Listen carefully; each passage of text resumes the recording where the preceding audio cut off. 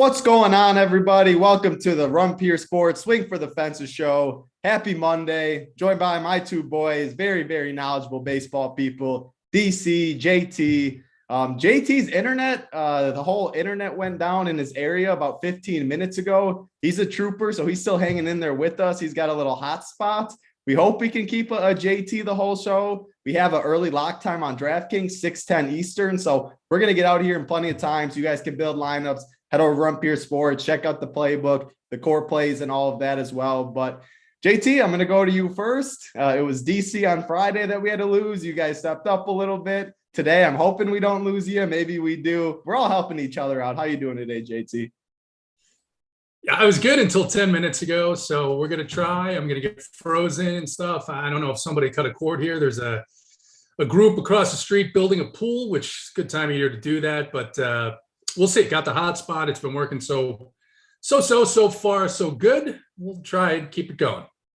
Hey, right there. That was perfect. If it goes like that, I'll show JT. That's an A+, and we're going to be good to go. DC, head over to you. How's that Monday going? We got good pitching today, that's for sure. When we get to the stacks, I'm very curious to hear you guys talk about. A lot of good pitching for sure. Again, DraftKings, we got 7 games. We started an hour early, 6:10 Eastern. FanDuel took a different approach. They got 5 games. Starts at 7:07 Eastern, I believe. No weather going on. So just got to pick some winners today. How's your Monday? How is your weekend going? How's your weekend?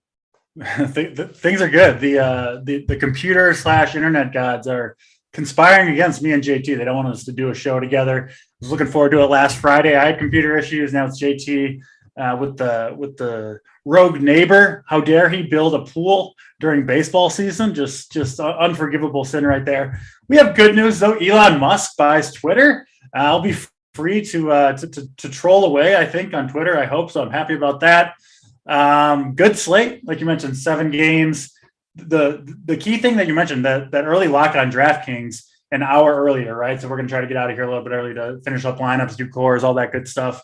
But I do like the slate. And, you know, a lot going on. There's some evidence. We've seen super low scoring throughout the year. I've talked about it on a number of shows. Home runs way down, offense way down, batting averages way down across baseball. There's some evidence they might have switched the balls out this weekend. We saw more runs yesterday. Obviously, the weather's been heating up too. But I think, and this is, again, I think, not for sure, but I think we're going to see more offense in baseball, a lot more offense going forward. I think that's going to change a little bit how we play DFS. It's going to be, I think, back to focusing on strikeout pitchers, right? If the ball's fine and anyone can give up home runs at any time, those strike throwers that were surviving through this first month of the season, maybe not, right? You're going to need guys that can miss bats. We've got some of those guys on this slate for sure. So yeah, excited to talk about it all. Yeah, I like that. Very good point there for sure. I noticed more runs coming. I know we talked about it last week when you were talking about it. And I was like, there's no way they can keep these balls all year. Like, people are already complaining a week and a half in about the runs. Like, baseball's way too long to keep that going. It sounds crazy that they would like change out the baseballs just at any random time. Well, but they've done it multiple times in the past. So yeah. I think it is crazy. It's the one sport, the only sport, but they've done it in the past. So like, how do you get surprised anymore? But like, what?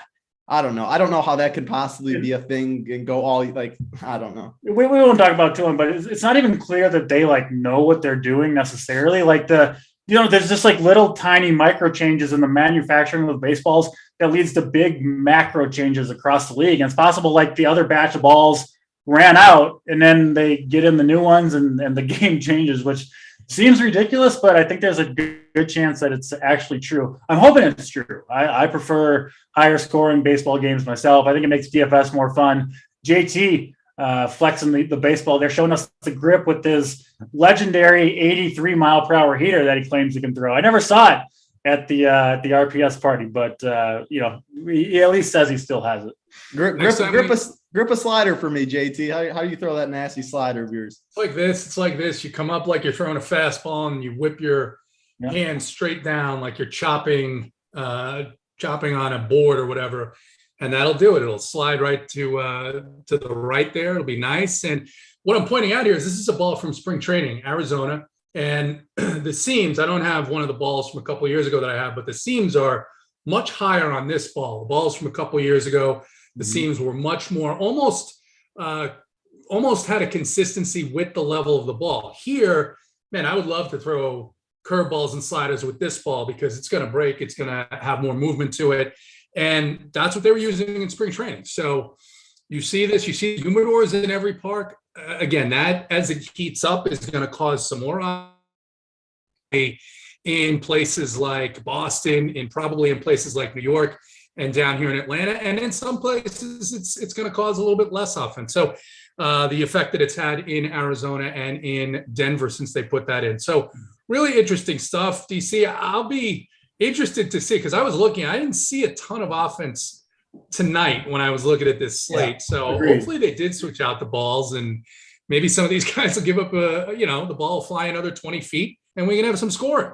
Yeah, the raised seams, that's what causes the extra drag on the baseball, so they don't fly quite as far. Is kind of the long and short of it. But yeah, this slate in particular might not have all that much offense. Again, only 7 games, and there are a lot of good pitchers going. I mean, even some, Jose Barrios, kind of a not an ace, but a second level all-star caliber pitcher. Not priced like an ace. 5,500 on DraftKings. That's just I know it's been a little bit of a struggle. I know the matchup's tough, but it's kind of insulting. Jose Barrios, $5,500.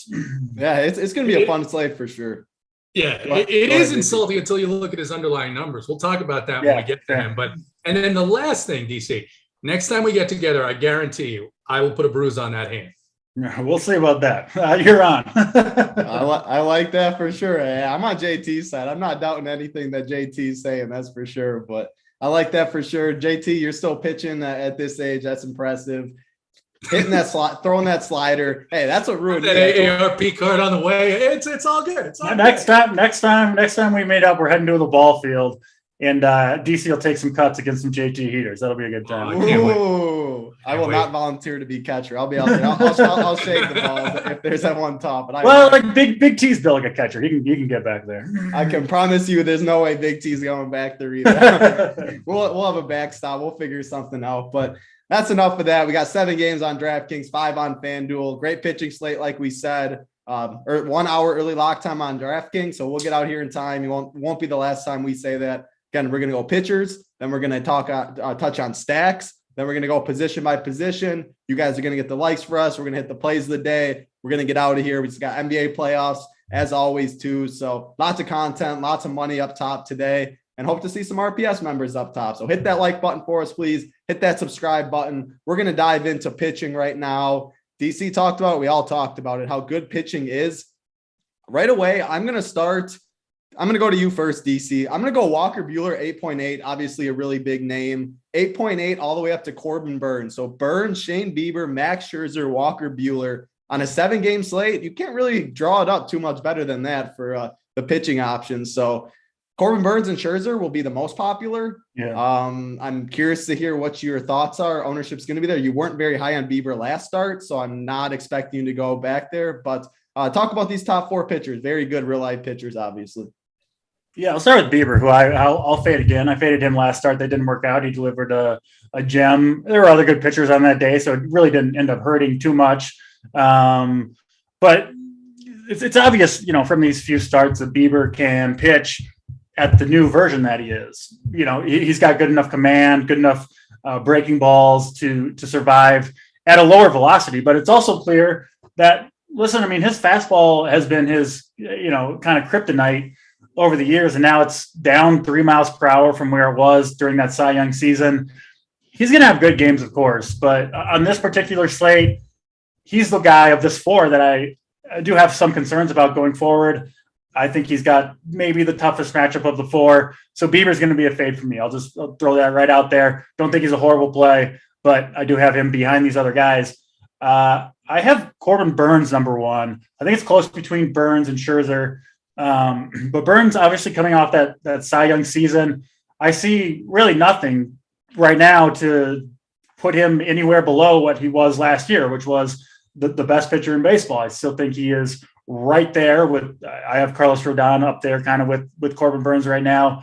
The matchup on paper against San Francisco, they are a team that does put the ball in play generally, but this lineup is a little watered down. And I think something that's going to go overlooked and is really going to go in Corbin Burns' favor. San Francisco is coming off a 10-game East Coast road trip. They left San Francisco back on April 12th. It's April 25th today. And they were scheduled to have an off day, right? Normally you finish a long road trip on a Sunday, you fly back home to San Francisco, you get Monday off. This is a 1-game series that is scheduled because the season started late, right? So they got to squeeze in some games. Both these teams were supposed to be off. So now San Francisco has to go on a 10-game road trip, 1 day in Milwaukee, playing at a very abnormal start time against the best pitcher in baseball. I don't know, call me crazy, but easy to see San Francisco mailing this one in, like just all the circumstances to kind of do that. It could even be tough to see in Milwaukee at this time of night in that kind of strange stadium that they have. So that's enough for me to push Corbin Burns number 1. I think he's going to dominate here. I think 10 plus strikeouts are very much in play for Burns. He's my 1. Scherzer, again, kind of like Burns, looks like the same guy that he's been. Maybe not quite the version of Scherzer that we've seen in the past. I don't know, what is he, a 3-time Cy Young winner, but pretty close. And he is also historically great, specifically against right-handed hitters. Pretty much all the good hitters in that St. Louis lineup swing from the right side, right? Goldschmidt, O'Neill, Arenado. I think they have 6 right-handers in there and all. So I think Scherzer should absolutely smash. And then Walker Buehler, he hasn't been quite the same this year, but I couldn't really see anything in the profile and the pitches to make me think he won't turn it around sooner rather than later. He looks healthy, can go deep into games, all that stuff, and gets a good matchup in Arizona against a pretty weak Diamondbacks team. So I've got a Burns 1, Scherzer 2, Buehler 3. I think all 3 guys are good plays. And then Shane Bieber going to be a personal fade of mine, but no real issue with anyone playing him. It's just the lack of velocity that's got me off him right now. I like it for sure. And I definitely agree with the Corbin Burns. I mean, I'm high on San Francisco. Yeah, I think they're good, but this is not their A-plus lineup. I mean, they're dealing with injuries. You look at the bottom of the lineup. I am not worried about it all. Wilmer Flores in the 5-hole against a righty, not a lefty. Right. Luis Gonzalez, Estrada, Vosler, Kirk Castillo. I mean, that lineup down there is bad. Bart's not in there. Longo's hurt. Lestelle. I mean, a lot of guys on that team. Lamonte Wade hurt. So I'm with you. I mean, if it was a full San Fran, I don't like picking on the Giants, but it's not even close to their A-plus lineup. So I definitely agree with you there. JT, going to go to you, talk about pitching, going to ask the same question. But first, Hilda goes, throwing sliders at a young age is a great pathway for Tommy John. And yeah, you're right. That's why I told JT to grip it, and I had to get a little memories. I threw curveballs and sliders back in 5th grade, and my elbow still is paying the price for it. So do not throw curveballs. Do not throw sliders. When I coach my kids when I'm older, nobody is throwing any of that junk until the elite pitchers in high school these days, they almost try to get Tommy John, right? So they try to ramp, because it's like everybody's going to get it eventually. So you get it ramp early it up, so you don't have to do it later. Yeah, you ramp it up. You get as strong as you can. Build your strength. You snap the ligament, and they tie it back up, and it's even stronger, and you're good to go. I mean, it makes sense because it's pretty much if you're throwing that much, it's pretty much it feels like, I don't know. I started way too early though. Yeah. And I'm still paying price. Going on the golf course, hole 4, I hit a driver. I'm like, man, that elbow still cracks every time I'm going like this. But that's enough of that. JT, he must know some tricks. Or no, you don't know any tricks. It's the old school stuff you said, JT. You pitch 5 days in a row. You say you have a hurt arm. Your coach goes, is it hurt or is it sore? Get back out there and build it up. So different times, I say. But JT, we're going to talk this slate. If you want to talk about anything else regarding to that, you can. I'm going to ask you top 4 pitchers, though. Buehler to Corbin Burns, loaded up top. You can't play everyone. What's your approach up top today? Real quick on what you were just talking about. I actually talked to a baseball executive late last season, and he said just what you said. He said, actually, we like the guys that have Tommy John between 17 and 20 years old because we know we got 7-8 years out of them. And it's a combination of throwing those curveball sliders early. And it's a very effective pitch, but it does the most damage to the ulnar collateral ligament. And it's the high velocity now. These guys are throwing just insane velocity that, does some wear and tear on the arm. As far as this slate, can't really disagree with anything that DC said. I would add on Walker Buehler. I'm in the same camp where I think he turns it around again. I think when you compare him to the top 2 guys on the slate, You have concerns with Dave Roberts about how long he's going to let him go, how this game goes. If the Dodgers get a lead, he's got that bullpen. He's not afraid to use that bullpen. He likes to do that. And then the other thing is he's pitching to an expected ERA of 5.66 with a 16% strikeout rate.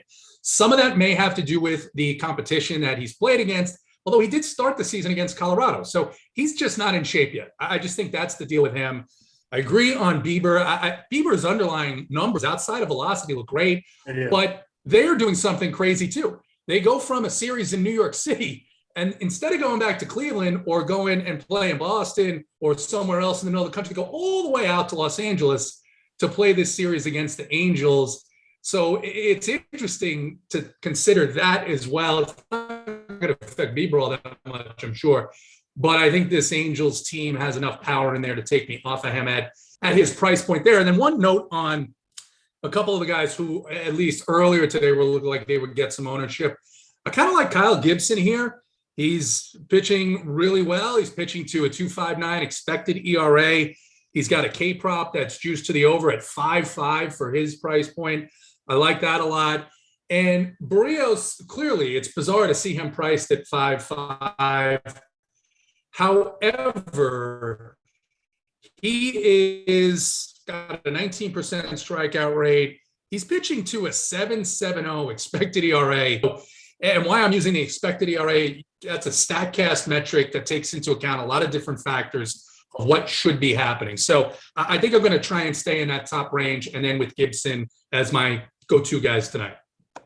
I like it. And people, there must have been a lot of people that showed up late. Yes, JT knows his internet's struggling a bit. He has no internet in the whole area for a whole outage. He has to use the hotspot right now. So, yes, JT knows he's still – yeah. Well, you can't do anything when you have no internet. JT's still here giving some winners. And, man, I have never seen so many people salty. I guess somehow they don't believe. You guys don't know who JT Hayes is if you're doubting that he's talked to a baseball executive. I don't really know how hard that is. It's not like all three of us just don't talk to anyone outside of people that play DFS. You know people in this world. I don't know how that's surprising, but yeah, a lot of people didn't like that comment, I guess. I don't know. I just had to say that. I mean, that's hurtful. You guys, what you're saying to JT right now, hurtful. Yes, JT talks to an executive. I don't know how that's hard to believe. That's enough of that, though. Yeah, it's a good thing I can't see it. So yeah, we're fine, because I'm limiting what I'm doing on the computer so I can talk to people. Listen, very upset. You guys are watching the show. We're on the show. We know people, right? You got to know people to get on a show like this. So don't be doubting my man JT.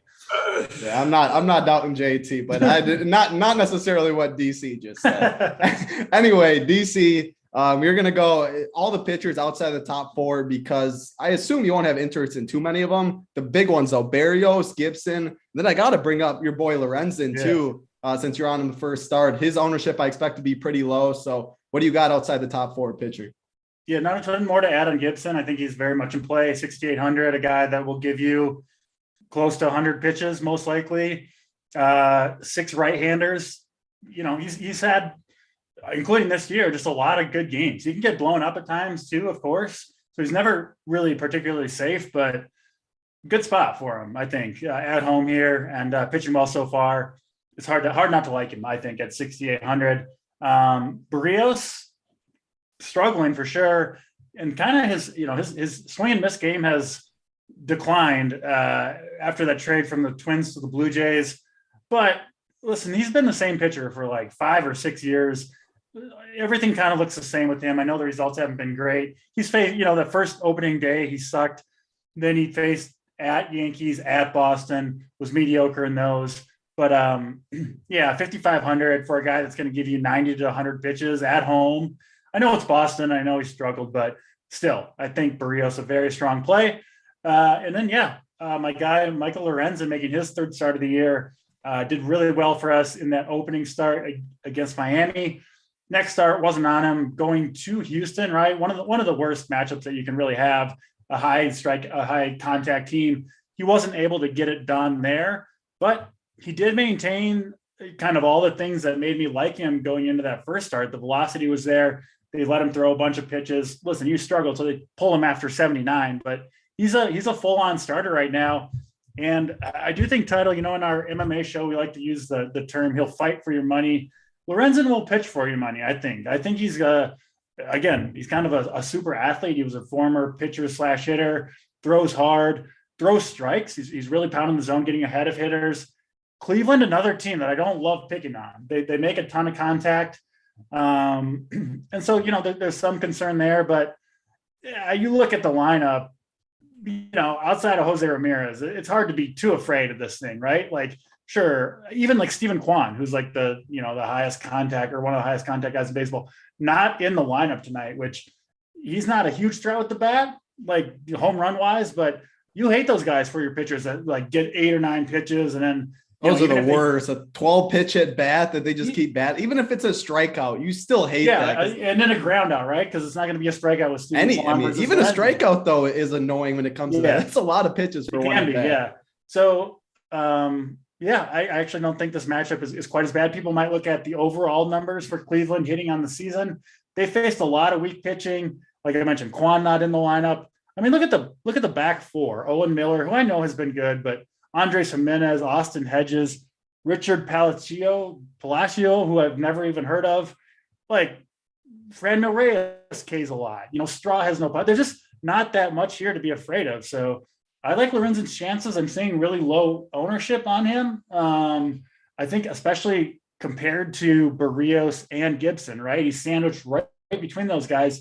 I think both of those guys are going to carry significantly more ownership than Lorenzen. I see him as a pretty similar play to those two guys, which obviously in GPP, if that's the case, you're going to kind of go with the lower owned guy. I think that's fair. I'll have a bunch of Lorenzen on my teams.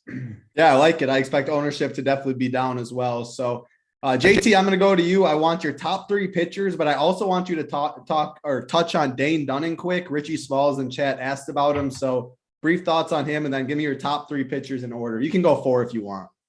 Yeah, I'll start with Dunning. He's been absolutely terrible. Still has a 23% strikeout rate, but giving up a ton of hard contact. Pitching to an expected ERA that's a full run higher, nearly than what his ERA is. And he gets a matchup against Houston, who I like here with the roof open. So I'll be staying away from Dunning. My top 3, it's going to be Burns and Scherzer and then Kyle Gibson. I could see Lorenzen doing well. Like I said, the Guardians, are going from New York across the country to Los Angeles. Lorenzen's issue historically gives up a lot of hard contact to the left side of the plate. We've got 3 lefties in this lineup. You do have Franmil, who's a power threat. But I think for the $500, I'll go up to Gibson. I'll eat that ownership against a Rockies team that really only hits well against left-handed pitching. I like it. JT also, by the way, anytime anyone asks what you do from now on and stuff, just say, you do YouTube shows, JT. I guess Linda, I guess you just do YouTube shows. So you don't know anything else about baseball executives, how to wipe your butts, what time it is. You just know YouTube shows. So at least you know that. If anyone asks you, that's your answer. If I had full Wi-Fi, I'd go on a rant. I'd go on an absolute rant about the fact that I know DC is probably a professional DFS guy. I know your story. There's like half of us or more that work here that have like whole other lives outside of daily fantasy sports and like worked in completely different industries outside of daily fantasy sports that, when I first started playing this, I literally, everyone started watching probably Roto Grinders, right? And I watch, and my wife would come home and she'd be like, oh, you're looking at the guys in the basement again. And now the running joke is, all right, so, you're one of the guys in the basement now. And whatever, because I like it and I enjoy it. And I get to talk sports and gamble like we like to do. But the rest of my life had nothing to do with being on free YouTube shows or putting out cores or anything like that. Not that there's anything wrong with that. But I feel like you're throwing shade at me, JT. I'm not. This is 2 days in a row. DFS was around, DC. I'll tell you, if DFS was around when I was, if I was your age when DFS started, I probably would have followed your career path. I mean, maybe a little bit differently, but I'm not throwing shade at all. Well, Yeah, I bring this up only because you mentioned, making fun of the mom's basement dwellers like myself that do YouTube for a living. Yesterday, I attended my first ever gender reveal party. I wasn't even going to bring that up, DC. Yeah, I saw that. I wasn't either, but now I have to because JT triggered it. And haven't those been canceled? Well, I wish they were, because it was so this was with like all people I had like barely, most of them I had never met in my whole life, and it was my girlfriend's sister, and then it was at like my girlfriend's sister's husband's family, and it was like way more formal than I thought. So I show up in my Chiefs hat. I'm like, this is like a very fancy house, like a decked out like table. Like the host made like 8 different kinds of quiche, this like Sunday brunch, and they're asking me like what I do for a living, and this is not like a sports family, and I'm like trying to explain it. It was not always the greatest. Those are always the worst questions, and you don't want to talk about it at all, and you don't know what answer to give. You're like, please don't ask me what I do. Please don't. Of course, they always ask, because it's these types of people, right? They all have like their normal like professional jobs. I was happy there was an open mimosa bar. I was trying to sneak in there as often as I could to refill that drink, to refill that glass, to try to calm. You're good at that, so I bet you. Yeah. I know you're down by. But it was one of those. I knew I was getting judged every time I filled up a drink. I just did it anyway. You just got to go. Hey, you got to do what you got to do. Yeah, I definitely know those questions. Not the situation I love being in when people ask that. I try and get out. Hopefully, none of them, wrote down where I work and are watching. Are watching this right now. Yeah. All right, DC. We're gonna talk pitchers though. Give me your top. I'll say top 4 pitchers on this slate. Yeah, Burns and Scherzer up top. I'll have the most exposure to. Some Buehler, and then I'll have so 6 pitchers for me in my pool: Burns, Scherzer, Buehler, Gibson, Lorenzen, and Barrios. I'll have the most exposure to Burns and Lorenzen. Lorenzen is mostly for ownership reasons. I think Gibson, Lorenzen, Barrios very close, but I want the ownership discount with Lorenzen down there. I like it for sure. That's pitching. Very, very good. I mean, you could name 10 pitchers on this slate and you could feel pretty good about it. That usually means, though, the bats on the other side aren't very good. I'm going to let you guys think about it quick, because I'm going to get in the members never win segment. I'm very curious to hear the top 3 stacks from both of you, but got to get in the members never win segment. It's been good the past couple of weeks. We have about 7 members never win segment, but I saw multiple Q seats in the golf streets. I'll get right into it though. Sam Martinez won $5,000 in NBA. Drew Cart, $14,000 in NBA. The man keeps staying hot, $20,000 in MLB. Cookie Monster, $25,000 in NBA. Raiders, 616, $30,000 in MLB. Andony, 123, $100,000 in MLB, and Hoop, $120,000 in MLB. I know he hit for $70K on Friday. He woke up to. He talked about that on the Mangone and Friends show this morning. Hoop was on there, so make sure you always check that out. 11 a.m. Eastern, Mangone, and the guest, usually one, talks baseball, talks NBA playoffs, talks golf, talks MMA, whatever day. It could be a new thing, but he has a guest on talking some sports. So make sure you check that out. Hoop talked about his $70,000 win. Like I said, our multiple golf seats. Sweet Boy, I think, got one. I think John Galt got one in golf.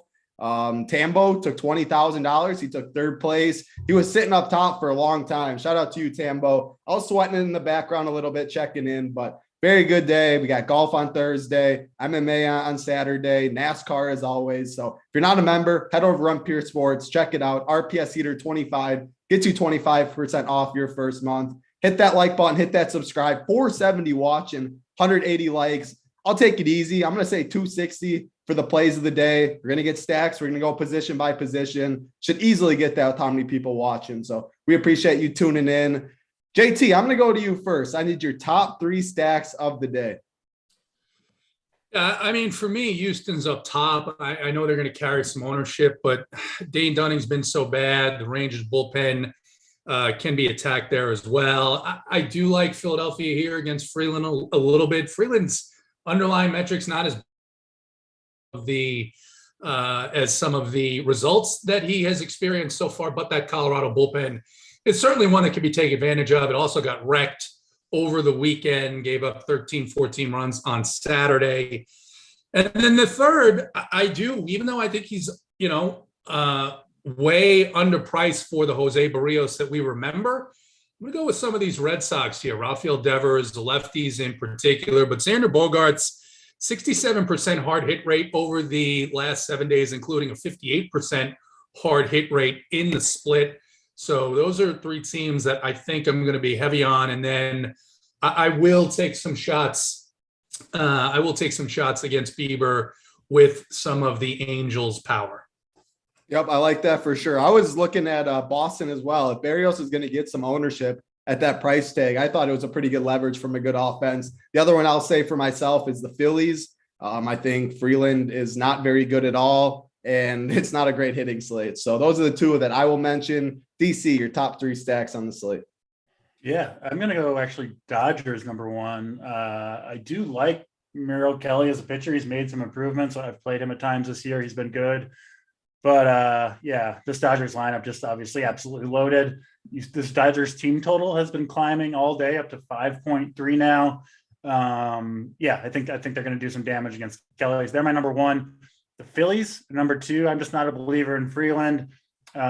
Phillies are a team obviously that's going to benefit if I'm right about the baseball with all the sluggers that they have in their lineups. Been a little bit of a slow start to their season, but this lineup is loaded. I was looking forward to stacking the Phillies early and often when the season began, and a slow start's not going to take me off this team while everyone's healthy. So they're kind of one of those teams that I stack most nights, at least on some teams, assuming they're not up against an ace. Kyle Freeland, far from an ace. Astros, not a believer in Dane Dunning. Good lineup. Roof open in Texas tonight, which should help the offense a little bit. So the Astros, again, kind of always a good option. And the sneaky one is the Angels. Even at his prime, even at his Cy Young best, which I don't think Bieber is that caliber of pitcher anymore. Bieber gave up a lot of hard contact, a lot of home runs off that fastball. Now that fastball is diminished, and the Angels have the power, right, to punish him if he's not pitching well, if he's giving up hard contact. Particularly Shohei Ohtani and Mike Trout at the top. This is the guys that I want. Very, very expensive, but there are cheap pitchers to make those guys affordable. But on down. I mean, Rendon, overpriced. He'll probably be one that I maybe avoid, but you could play him. But Jared Walsh and Joe Adell, particularly if they're in the lineup, give me the power. Give me the power against Shane Bieber, especially when they're going to be low owned. So you don't have to full stack them. You can, but Ohtani, Trout, Walsh, Adell, those guys got some of the most power of any hitters in baseball. So I love those guys against Bieber, right? Yeah, I love it. I'm glad you brought it up. I'm glad JT said it. Like, I love Joe Adell. I love Jared Walsh. I play those guys all the time. Of course, I love Trout and Ohtani. So you were off Bieber last start when he was by far the most popular. I think that was against the Tigers, I believe. So even a worse offense than this Angels team. So I think it makes total sense to go back to them, and they're going to be low owned. So those are the three stacks from the guys. 201 likes, 480 watching, 260 is the number. We're going to go position by position, hit you with the plays of the day, assuming you get the likes. Then we'll get out of here so we can build some DK lineups. Starting at the catcher position, we always talk about it. You can throw whoever you're stacking. You can just throw the catcher in there. If you aren't doing that, though, couple one-offs. DC, I'm going to you. Is it a Mitch Garver? Is it a little Alejandro Kirk? What do you like in that catcher? Yeah, I never really roster anybody against the ground ball wizard Framber Valdez for Texas. I never play him because he's a better real life pitcher, but I rarely stack. He has like a 73% ground ball rate. Hasn't given up a home run this year. It's only been a couple starts, but just a guy I don't play hitters against. So no Garver for me. I've got Real Muto number one, Will Smith for the Dodgers number two. Again, expensive, so not like some huge edge there. And then, Alejandro Kirk 3. There's not a lot of catchers to like here, really, frankly. I don't even like those three guys all that much, but I think they're the three best options. Yeah, I agree. The JT, I don't like it too much either. Of course, I like Real Muto, but 5.1K, it's a pretty expensive guy at the catcher position. Help us out, JT. Yeah, Philly as a whole is significantly highly priced this evening. I do like Real Muto in the 5 spot. You figure some of these guys ahead of him get on base. Even if he doesn't hit a home run here tonight, he's going to have those RBI opportunities. I like Kirk. I like Will Smith. There's not a whole hell of a lot else to like. If we are stacking up the Astros or even in a mini stack, Maldonado is 2.1K on DraftKings over the last 7 days, 57% hard hit rate, most of that in the split against right-handed pitching. Love that insight. Going to go right back to you at first base, JT. It's always a pretty loaded position. We got Freddie Freeman, we got Hoskins, Big Vlad up top. Any value you see and what you like at first? Not a ton of value. I like those guys. I like Vlad. I like Hoskins because I like Philadelphia. DC mentioned Jared Walsh. I think, I would prefer the Mets left-handers if I'm taking anybody against Mikolas. That's been his problem over the years. So probably not going to pay the 5.2 for Alonso. Ohtani's first base eligible. He's expensive, but I think it's a good price for him. Yuli Gurriel is probably the cheapest guy here at 3.6K against Dunning. He's been playing better of late. And of course, Freddie, any given slate, he could do some damage. Absolutely. First base, DC, it stands out right to me again. Seth Beer, he treated me well, but fortunately he's not going against, forget who he was going against last time, but Walker Buehler is a much better pitcher than who I played Seth Beer against. So what are you liking at first? I'm not seeing too much value. No, value kind of sucks here. I do think Seth Beer is the best value option if you want to go in that direction, obviously, on lineups where you don't have Walker Buehler on them. Expensive guys. I mean, clearly a lot of good options. I do have Ohtani. I'd take him straight up over any other first baseman, and I think he'll be maybe the lowest owned of the bunch just because he's going up against Bieber. You also get maybe a little bit of leverage there. So I really do like Ohtani. Freddie Freeman, I'm on the Dodgers, and then Jared Walsh, and of course Vladimir Guerrero, right? Like Toronto, always in play, especially Vlad.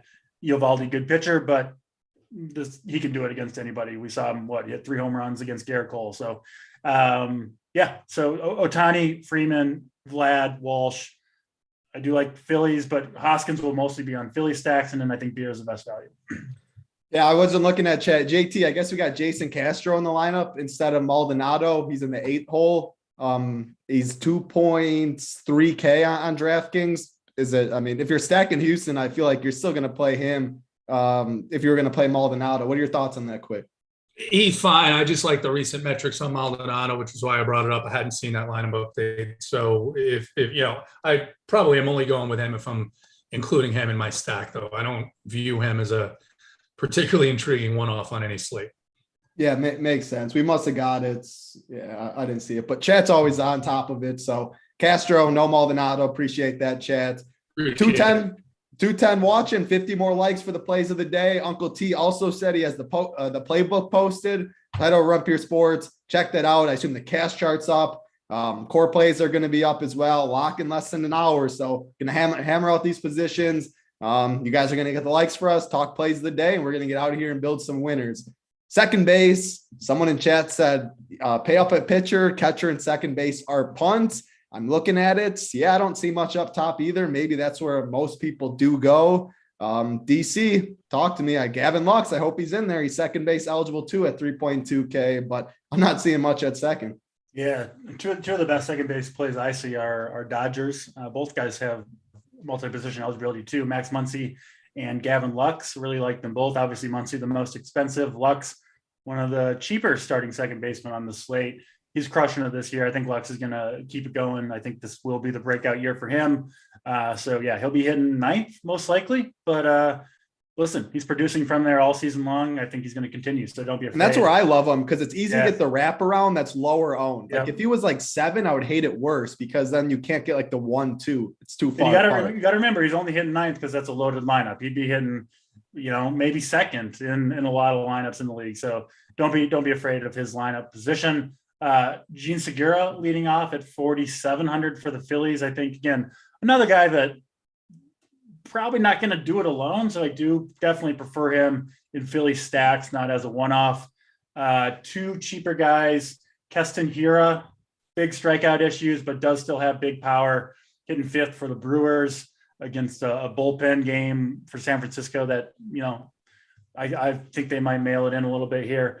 And then Santiago Espinal. I've talked a lot about him this year. Unfortunately, I play fewer lineups on the weekend in general, just because I got gender reveal parties to go to and stuff like that. So I missed out on Espinal's 2 home runs, but I think he can hit. Blue Jays showing a lot of faith in him. He's 2,800. I know he's hitting 8th, but I think he's a good cheap option. Yeah, that's when you tell the wife, man, I've been over this guy, the girl, the fiance, whatever it is. I've been on this guy the whole time. Would have had him on 2 home runs, and we had to go to this gender reveal. That's when you say something like that. Well, he didn't hit home runs yesterday, but still. Yeah, but they don't know that, right? DC, what did we say? When there was a 3-game slate, or when the slate ended at 7 for NBA, they don't know it ends at 7. You taught me that one, so I like that. She wouldn't know when he hits the home runs. Yeah, exactly. JT, we're talking second base. Talk to us. Yeah, I kind of hate playing Gene Segura, but he is hitting the ball hard recently, and he is leading off against, by the numbers, one of the worst pitchers on the slate. So have to include him, like the Dodgers guy, like the guys, like Espinal as well. Underpriced here for his recent production. And then in Red Sox stacks, certainly Trevor Story, if he's leading off, because I'm looking at an old lineup because I can't refresh, otherwise I'll lose you. 4-6, I think, is a nice price against Barrios in that bullpen. Yeah, we still don't even have that Boston lineup. So, yep. And there was people talking in our Discord, very sharp people in our Discord. If you're not in there and you're watching this free, you should think about joining, because they were talking about the fact that Boston may have some guys that can't get into Canada because of the vaccination mandate up there. So that lineup is going to be something to pay attention to. If that does come in significantly weaker, it's going to flip our interest, or at least mine, from the Sox over to a lot more on Barrios. Yeah, it's just like, I think most teams are going to have a couple players that can't get into Toronto to play. Tanner Houck, Matisse Thybulle, and basketball. So I assume it's going to be baseball and baseball players in particular, I think, might be not so into the jab, if you will. So we'll see. We already know Tanner Houck for the Red Sox, the pitcher, is missing the series. I bet there's some other guys too. And we'll find out who they are when we see the lineup. Yeah, no, that's a very good point, though, because usually this lineup would definitely be out. That has to be what it is. So, I'm sure. Glad you brought that up. Although you would think that they would have known before. Known which guy isn't in Canada. Yeah, which like the guy that didn't get on the plane probably shouldn't be in the lineup tonight.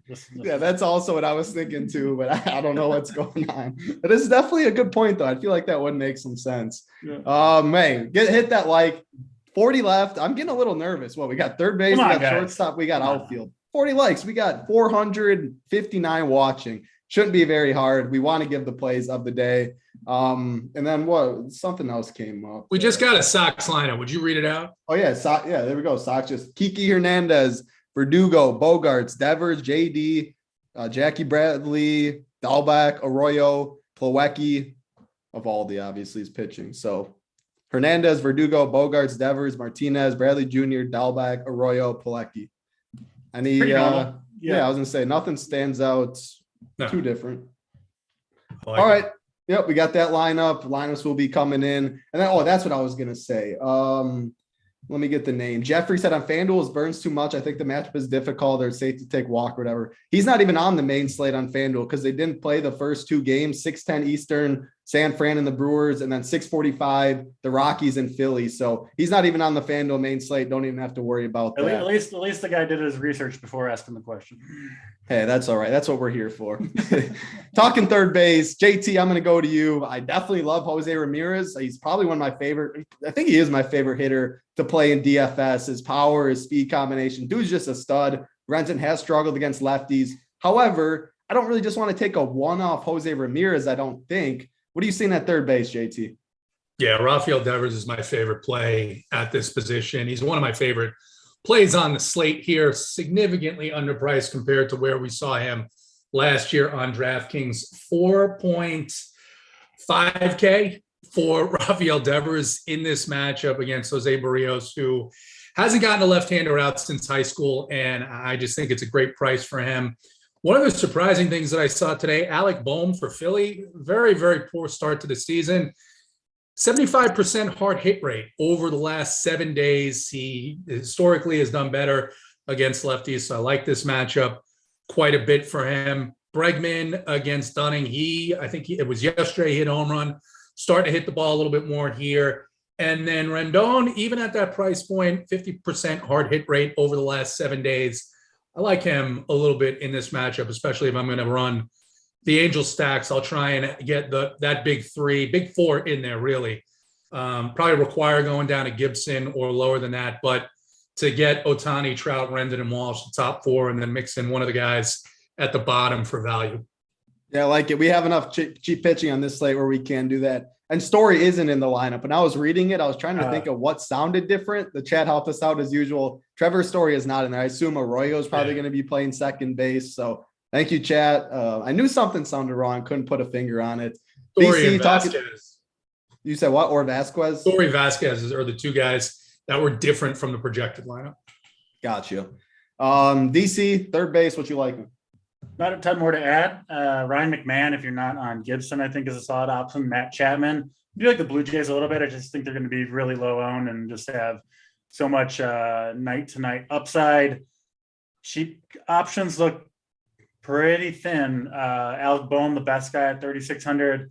And I don't know if he'll be in the lineup for sure. We don't have the Dodgers lineup yet, but if he is, Edwin Rios at 2,200. He could be in there for Justin Turner tonight. Wouldn't surprise me. He would be a good option if you need the punt. Yeah, I would like that. You've brought him up multiple times when you were not sure if he's in the lineup. Every time you thought he was, he has been in the lineup. But I love that because usually hits eighth. We get Lux 9, this little 8-9, and then you can wrap it around up top. It's kind of easy to predict because he has a profile that he just kind of like smashes mediocre right-handed pitchers. So whenever they get one, there's a decent chance he'll be in there. Yep, I like it. JT, going to talk shortstop, heading over to you. There is no Story. So what you liking at the position? Yeah, I like Xander here. It looks like a little bit of a tougher position. Xander, 67. I talked about him, I think, already. 67% hard hit rate, 58% in the split. I think you can play these lefties on the Mets. Frankie Lindor, 5-4. You do have, I don't know if Pena is leading off again, but he had a walk-off home run last night for them. And then, of course, Trey Turner. I mean, obviously in play, especially against Arizona. Arizona, I know people are talking up Kelly, and maybe Kelly can do okay here. However, the Diamondbacks have one of the worst bullpens, not just on the slate, but in the league. So certainly an opportunity there for him to get something going. Yeah, I like that Pena call. What? He was 2.3K to start the year, all the way up to 4.8K. He's now hitting leadoff instead of like seventh. And man, what a nuke that was, the center field. That was cool yesterday. That's for sure. DC shortstop, talk about it. Yeah. Pena, I think hitting ninth today, I believe. So. Oh, the lineup's already out? Yeah, I think I saw it. Yeah, hitting ninth. But I still like him. Oh, yeah, he is ninth. Chas McCormick at leadoff. It'll take his ownership from, 20% down to 5. So you just take it. That's fine. I still like him. I do think Francisco Lindor, one of the better one-offs on the slate, partly because no one's going to be on the Mets, right? They got a team total of 3.6, but Michaelis doesn't miss many bats, struggles against lefties. Lindor has been fantastic in a rebound year for the Mets, and shortstop position kind of sucks, right? There's not that much that you're missing out on. So I do think this is one where maybe you can take the Lindor one off. Makes a lot of sense strategically to me. Willy Adames at 4,500, I think is good. But yeah, I don't see really anything that I'm willing to punt with at shortstop. So yeah, give me some Lindor, some Trey Turner, Pena, Adames up top, maybe Bogarts too. But mostly going to spend here if I can.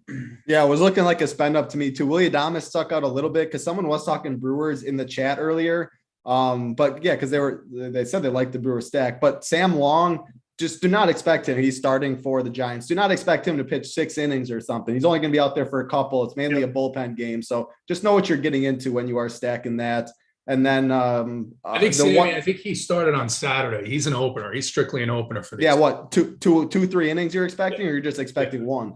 Yeah, 2-3, something like that. Say 1, max 2, probably somewhere in the middle. Gotcha. Yeah. So yeah, it's mainly a bullpen game, but yeah, you can still play some of the Brewers. And then the one punt, if I was going to say it, Camargo, he's for the Phillies. Obviously, he's batting 8th. He's down the lineup a little bit, but I do like the Phillies shortstop. There's not a lot of punts. So I think he makes some sense if you're going cheap. 250 watching, 10 more likes. We're going to go outfield with JT. We're going to go outfield with DC. And then if you guys don't have it, we're logging off. That would be very hurtful with how many people are watching. 10 likes, so you'll get it. Then we're going to get the plays of the day. JT, I'm going to say the whole outfield is yours. Give me a couple in the upper tier, some in the mid tier, some value. What you liking? Yeah, I'll start it in the upper tier.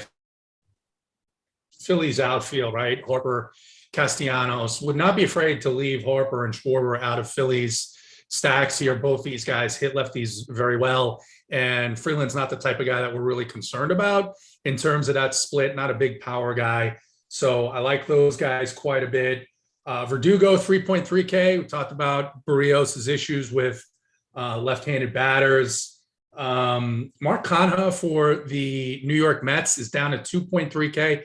Not the best start to the season. That does seem a little cheap in this matchup against Mikolas. Yes, better the right-hand side, but also a bullpen that could falter. So if you're paying down, he and McNeil at the bottom of that lineup, nobody is going to play those guys. Brantley hit a home run yesterday, 3.5K, starting to hit the ball hard. It's always tough to roster him, but he, Jordan, and Tucker, the Houston outfield, left-handed power against Dane Dunning. Usually that's a pretty big weak spot for him. Taylor Ward is a guy, and Joe Adell, DC mentioned earlier, Taylor Ward was on my hard hit list here a couple of days ago. So wouldn't, be afraid to include him in one of those stacks. And then I don't think anybody in baseball has been hotter than Cody Bellinger has been the last week and a half. He has, he's back. He's back to his old form. He's back to, when he swings, he's looking to create some damage there. And I don't care who's pitching against him. He took the Padres deep yesterday. So I like him there as well. He's just 3.2K on DraftKings. So way too low for what he's doing right now. He'll steal a base too as well. Like that for sure. No one hotter indeed, man. Every time I'm looking, there's that notification from MLB Home Runs with another Bellinger popping up. DC, the whole outfield, give me some up top, mid-range value. What you liking?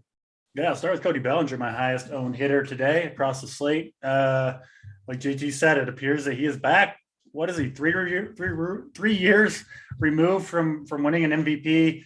Injuries, he messed with the swing, was one of the worst hitters in baseball last year, but still young, and it appears that he's just back. It's not hard to believe. It's easy to tell yourself that story.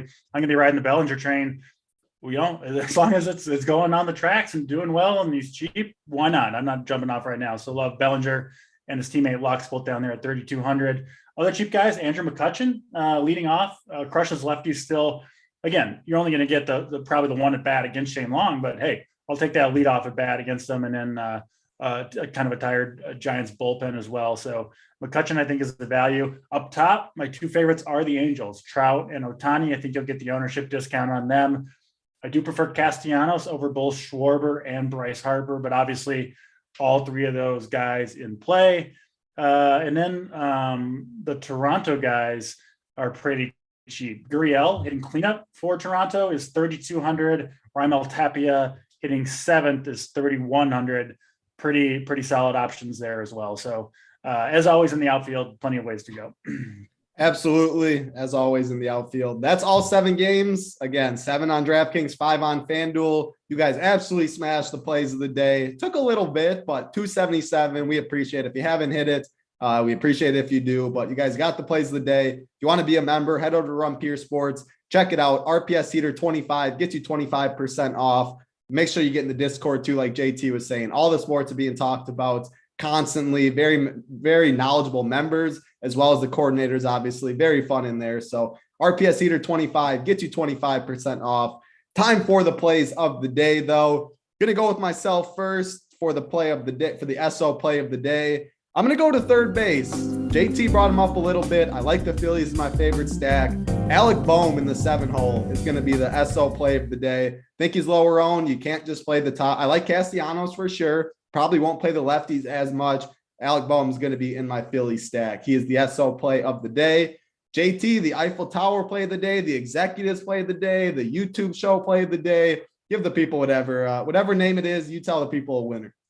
Yeah, just like, Cody Bellinger's career ebbed and flowed, couple of down years, right? One day I'm talking to baseball executives, and now I'm bringing you the live YouTube show from my own basement. The Eiffel Tower play of the day, though. It's going to be Rafael Devers. 4.5K is just way too cheap for him. going to go right into the teeth of that Barrios ownership and hope that even if he has a good game, he's going to have a hard time getting Devers out. So Rafael Devers. Love it. Devers play of the day. DC, I'm going to have to say Mom's Basement plays of the day plays, because you always give a pitcher, you always give a hitter. I don't expect that to change unless you're throwing me a little curveball, a little slider like JT likes to throw, but expecting the Mom's Basement plays of the day. So give it to me. The Mom's Basement play of the day has been around a long time, but I do propose changing the name. You got to freshen things up every once in a while. It might be the day to retire it and change it to the Gender Reveal Party play of the day, at least for one day. Yeah, let me get the intro then, because I think that is definitely what it should be. The Gender Reveal play of the days. Hit us with it. Oh, yeah. Michael Lorenzen at pitcher, going to get him low owned. I'm a big believer in him. Similar to Nick Lodolo yesterday, who we got at like 5% ownership, delivered a great performance from him. Big believer in Lorenzen right now. I think he can overcome a somewhat tough matchup. And since we're renaming the play of the day, it's a special day. I'll give you two hitters. Same team, 1-2 in the lineup against a good pitcher, Mike Trout, Shohei Ohtani, both taking Bieber deep tonight. You'll get, we'll call it 50 combined DraftKings points out of those two guys at the top of your lineup. Trout and Ohtani, along with Michael Lorenzen, the Gender Reveal Party play of the day. I love it. And Spencer said they want to know the gender of the baby. So before you say it, DC, everyone take 1 second, think in your head. If you get this wrong, might as well withdraw all your entries because you're not shipping today. Boy, girl, DC, then we're getting out of here. Unassigned.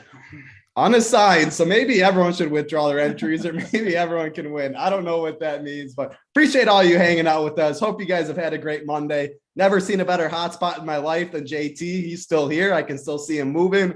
You could still hear him talking. Baseball executives are out there that do talk to some YouTube people only. That's going to do it, though. Head over Run Pure Sports, RPS Heater 25. JT's waving. Now he's frozen. For JT, DC, Simon Behind the Sticks, I'm Title Town. Good luck, everybody.